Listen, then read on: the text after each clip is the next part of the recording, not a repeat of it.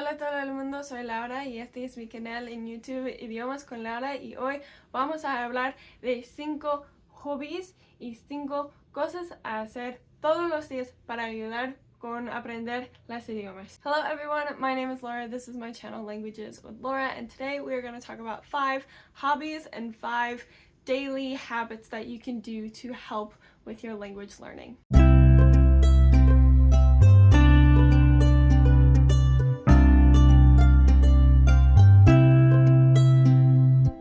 Typically, when I see all these videos about how to learn a language, a lot of it is framed in a way of learning the language is the hobby, which there is nothing wrong with that. I would say that learning a language is definitely a hobby. It takes time out of your day. It is something you devote your energy to and something you want to get better at and continue doing.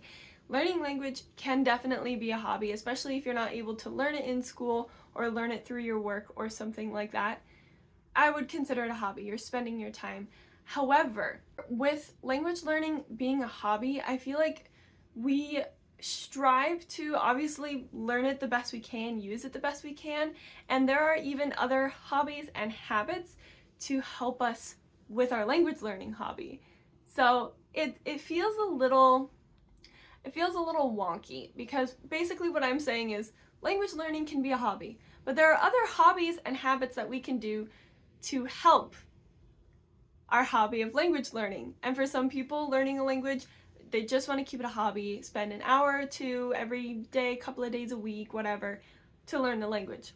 That is perfectly fine. But for some of us, we kind of make it a little bit more of a lifestyle.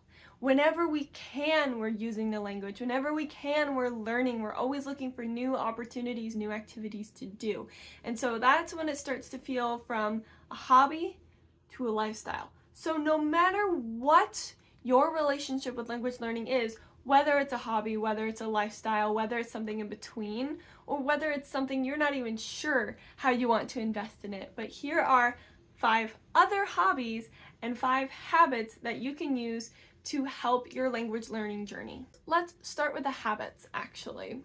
So some of the things that I have kind of realized that I feel like are no-brainers, but I didn't truly understand until I experienced this myself, were healthy habits, specifically getting enough sleep. That would be the first one. I notice such a huge difference when I am consistently getting enough sleep. I'm not saying one night you get the full 8 hours or whatever works for you and the next day you're like much more energized or focused. Like, no, I'm saying after a week or 2 weeks, if you've been getting good sleep every night, that's when I've noticed a difference of I'm more awake, I'm more active, I have more energy. My first habit is make sure you're sleeping well. I would not, if you have a busy day and you like to sit down and do an hour-long lesson, but you're coming home, it's 10, 11 o'clock at night and you just want to be in bed, I would not stay up an extra hour to study the language just so that you have studied it that day.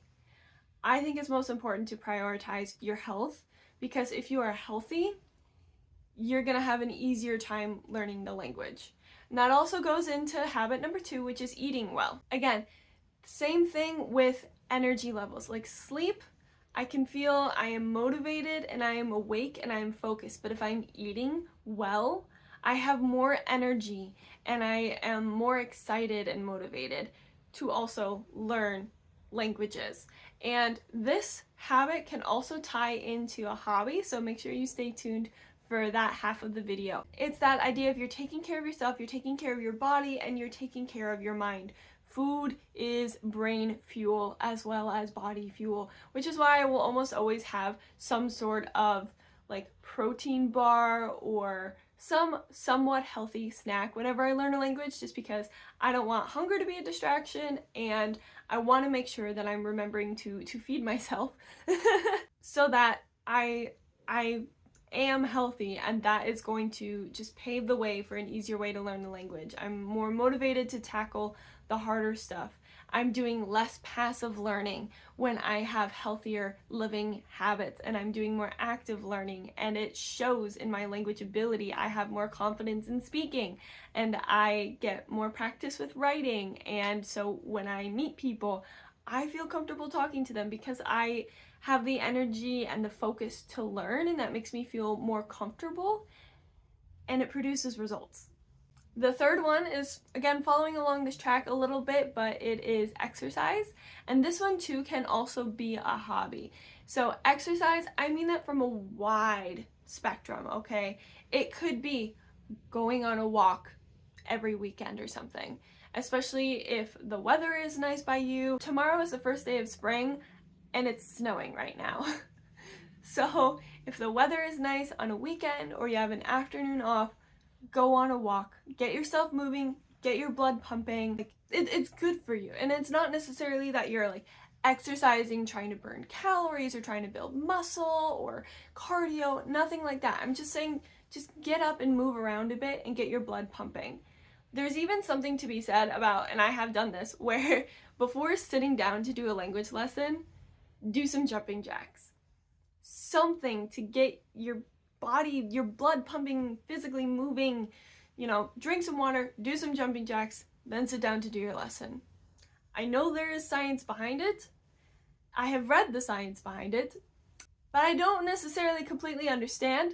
All I know is that I can feel it in myself.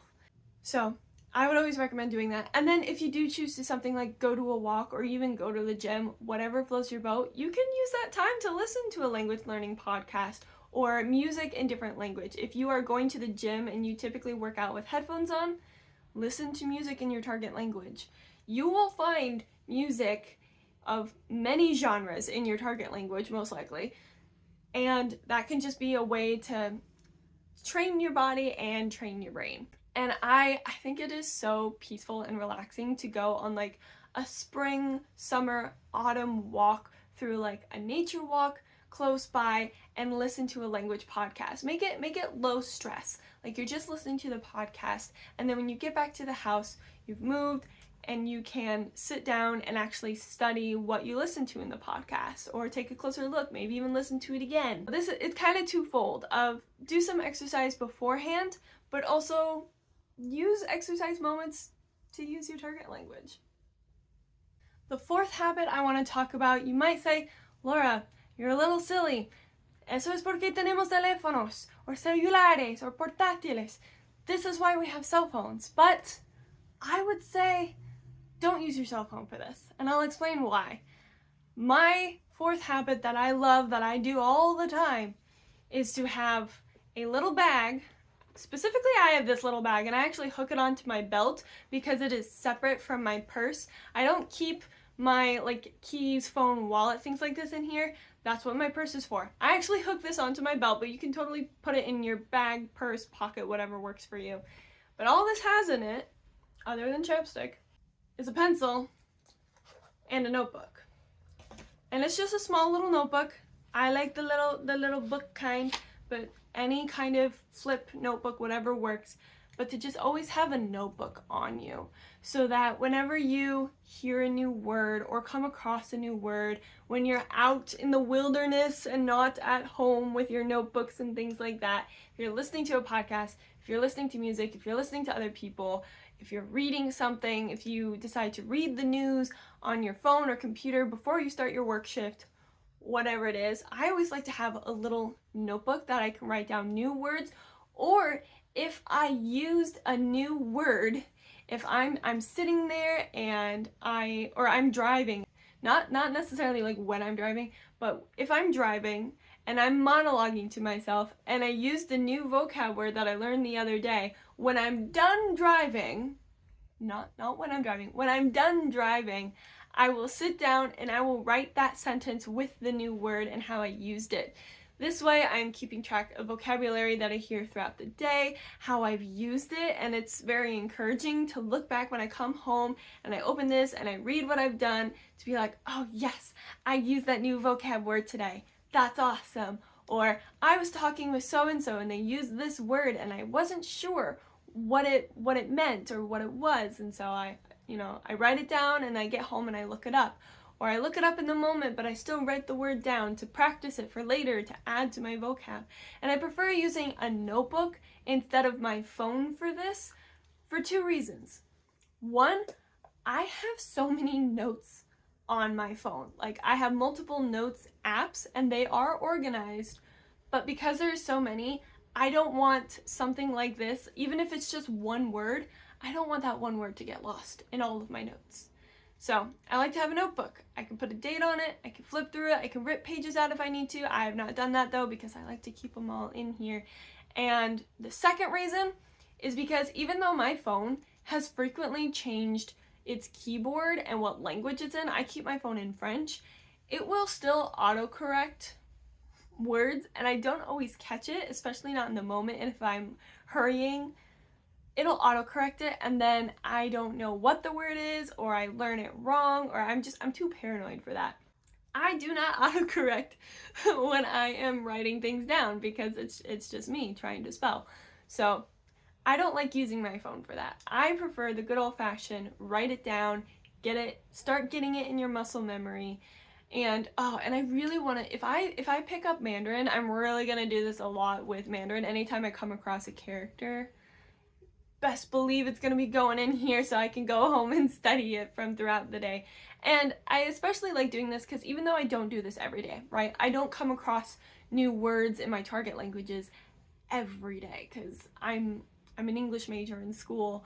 I'm a Spanish tutor. I don't typically come across new words, but every once in a while I'll be talking to someone or I'll hear a new song on Spotify and I'll hear a word and I'll like look at the lyrics and I'll write it down from there. You never know when you might hear it, because if you're on the lookout for your target language in your everyday life, it's good to just have something just in case, which is why, again, I don't necessarily keep it in my purse.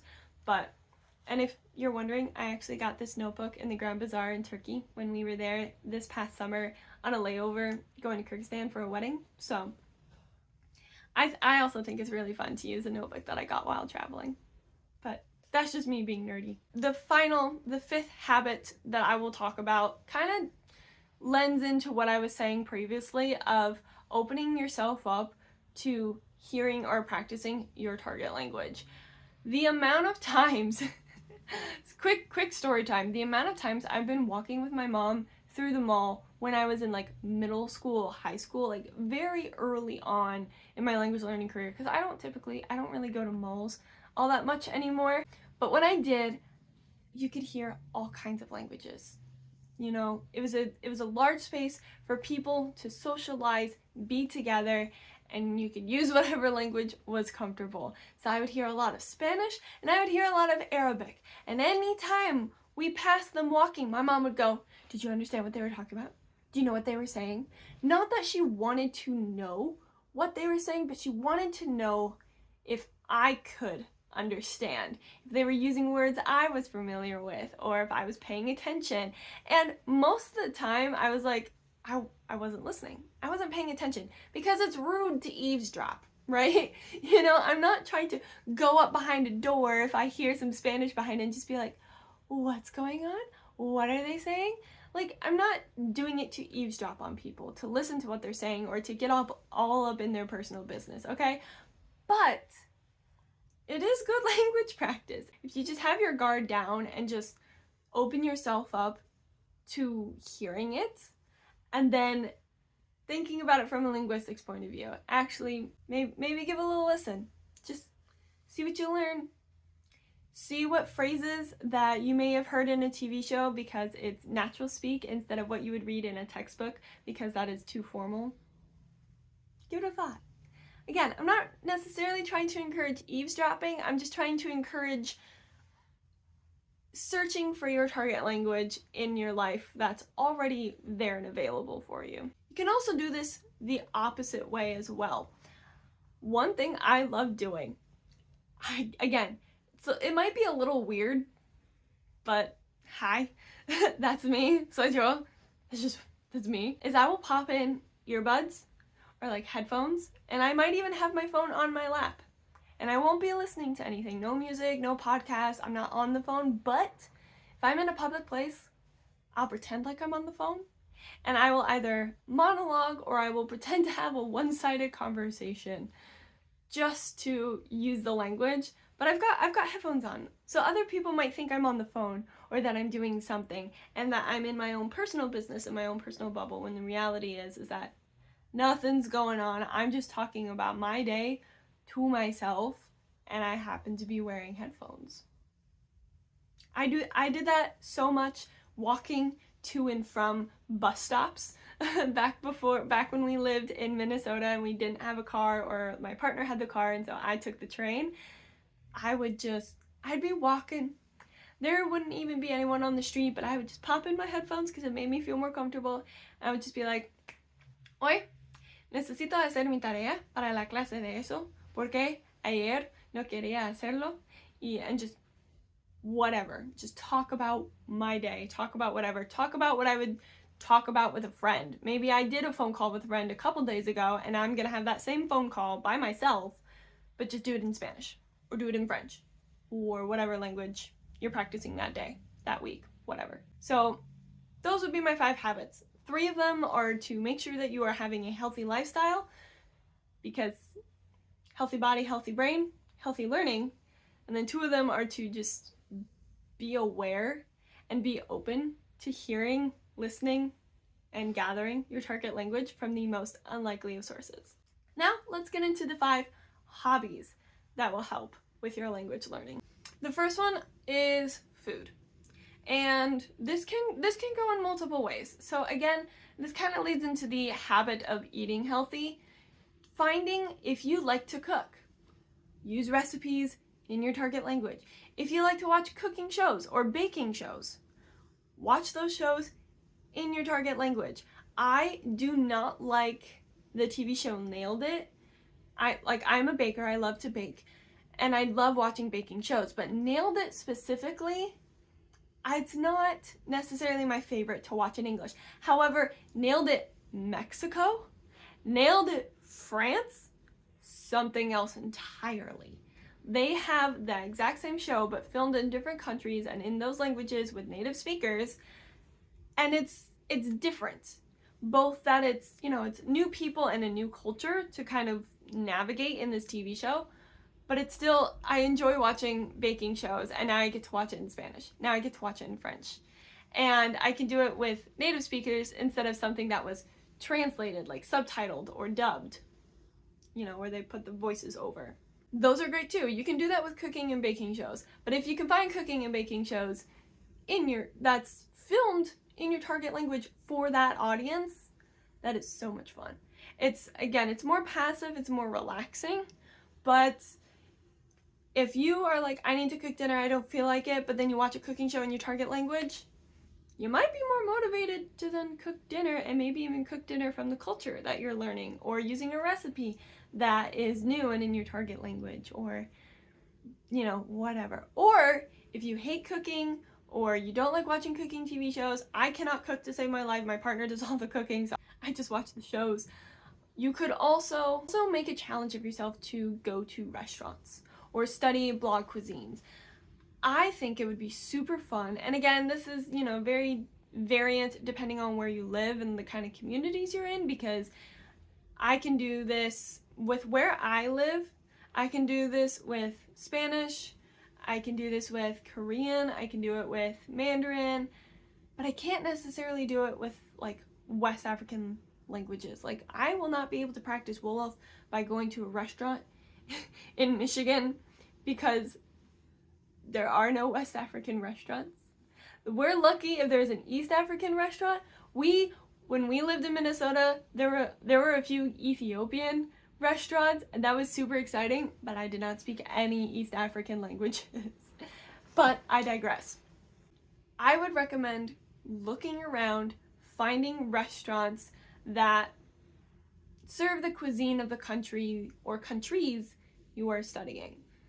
Again, if you live in the US, Spanish is going to be a pretty good one, again, depending on your area. But every month, every few weeks, every couple of months, make it a goal to go to a different restaurant and watch as your language abilities improve when you try and order in your target language. It might be you are ordering in Spanish and all of a sudden the waiter or waitress stops responding to you in English but actually responds to you in Spanish. And then it grows to getting a more specified order, saying what you don't and don't want on it. And then it grows to just having a kind, casual conversation. Like, I'm just responding with, I'm good, how are you, how's your day going, I would like this, thank you. Like, using more phrases like that. So whatever your relationship to food is, if you just like consuming it, if you like making it, if you like watching it, find a way to put that in your target language. And it's typically going to be passive learning, but that's always good too, right? Number 2 is music. I mean, that's something that I feel like is nothing new to the language learning community, is listening to music and even listening and translating songs. You know, if you've never tried that before, I would highly recommend sitting down with the lyrics and translating them. Have fun, make it a project. That's a really fun activity. I love doing that. Or if you're musically inclined, try making your own songs or music or writing your own lyrics. You don't have to make it some big production. You're not trying to become like a Spanish language pop star, or like you're not trying to become an artist on Spotify, but you know, it could be really fun to kind of just create your own music in your target language. Or like I said, translating songs, maybe not necessarily translating from the target language into your native language, but even if you have a favorite song in your native language, I wonder what that would sound like in your target language. So there are lots of ways that you can play around with music to practice your target language. The third one, again, not super like mind-blowing idea here, but writing. It doesn't have to be journaling. It can be fiction writing. It could be writing a research essay. Whatever kind of writing you like to do or have always wanted to do, try doing it in your target language. It'll be slower, yes, but it'll be so good for your language skills, and you'll also be writing. Now, and with journaling specifically, I have always done journaling just in English, but there are many different ways to journal. You could do like bullet journaling when you do a habit tracker, or when you set goals for the week or to-do lists or any of that. Do that in your target language. Write your grocery list in your target language if you're the one doing the shopping. Because if I wrote the grocery list in Spanish, my partner it would not go over well.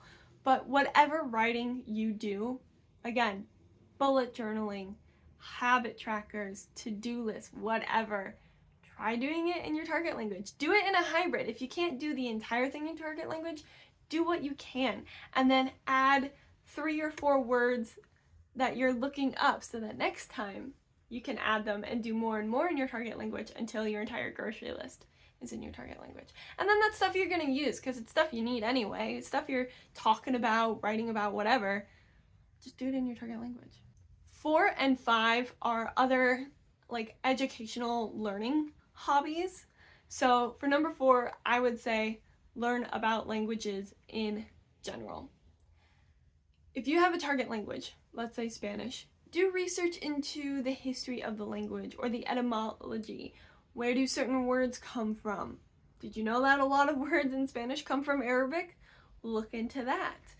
What's the difference between Romance languages, Germanic languages? What's the difference between Indo-European languages and Afro-Asiatic languages? Like, look into more about how we classify language in general, because you start to see those relationships and those influences, and then it seems a lot less daunting, especially if you're learning multiple languages. It seems a lot less daunting to learn if you have an idea of, well, it's actually kind of related to this language which I already speak, or there's actually like English has so many words that come from French, but we're a Germanic language at our core. Look into that history. It could be fun. It could be fun. And then the 5th one is to learn about psychology. And this is something that I say on my channel all the time. Everybody learns differently. Everybody has different preferences for learning. But we are all human. And even though we all learn in different ways, we all have brains.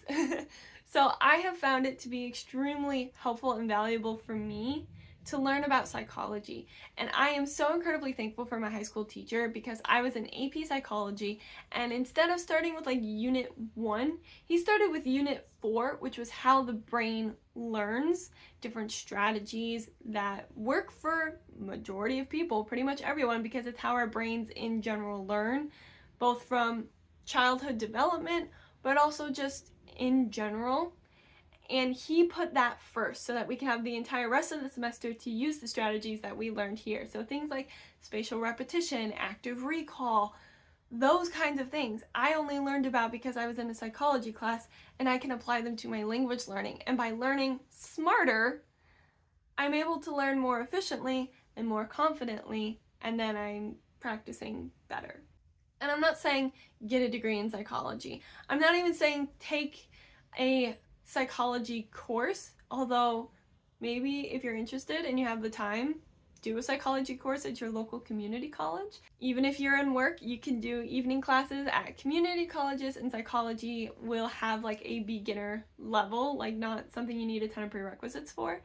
Maybe look into that, or maybe just do your own research online. Watch some YouTube videos of people who are smarter than me and have degrees in this area instead of someone who is getting language degrees, but you know, I try.